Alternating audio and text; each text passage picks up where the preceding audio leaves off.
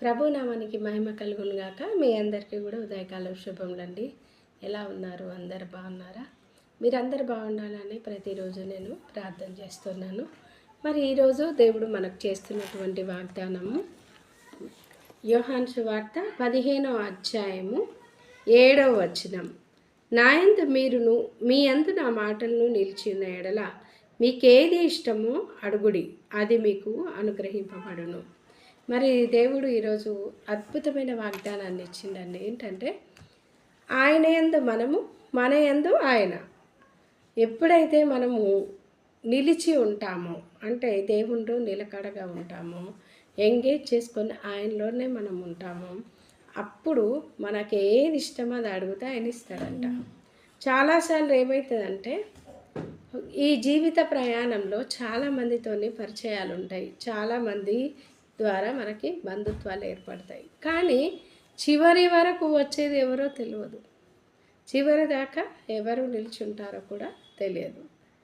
బంధుమిత్రులు కావచ్చు, స్నేహితులు బంధుమిత్రులు, మళ్ళీ తర్వాత మన ఏమంటారు భర్త కావచ్చు, లేదంటే తల్లిదండ్రులు, పిల్లలు, ఇట్లా ఎన్నో రకాలైనటువంటి బంధుత్వాల మధ్యలో మనం బంధింపబడి ఉన్నాం. కానీ మన ఆపదలలో నిలబడే వాళ్ళు తక్కువ.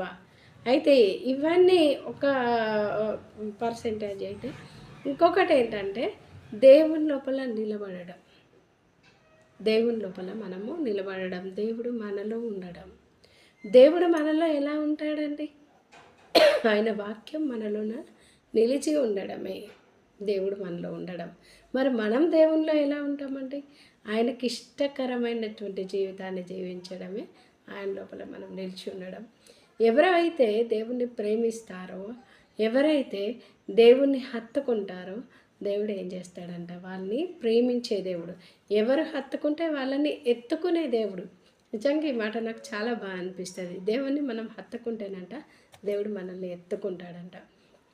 ఐశ్వర్యము, ఘనత మనకు రావాలి అని అంటే ఆయనను హత్తుకోవాలి, ఆయనను ప్రేమించాలి. ఎప్పుడైతే ఆయనను ప్రేమిస్తామో, ఎప్పుడైతే ఆయనను ఘనపరుస్తామో, అందుకే అంటాడు కదా కీర్తన 91:14 వచనంలో, అతడు నన్ను ప్రేమించుచున్నాడు కనుక నేను అతన్ని తప్పించేదను.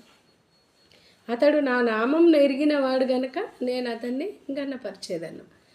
ఆయన పేరు తెలుసుకుంటేనే, ఆయన ఏంటో తెలుసుకుంటే మనల్ని ఆయన ఘనపరుస్తాడంట అండి. ఈ నేటి రోజులల్లో పరువు రావాలని, ఘనత రావాలని ఎంత ప్రయాసపడతామండి. చాలామంది యొక్క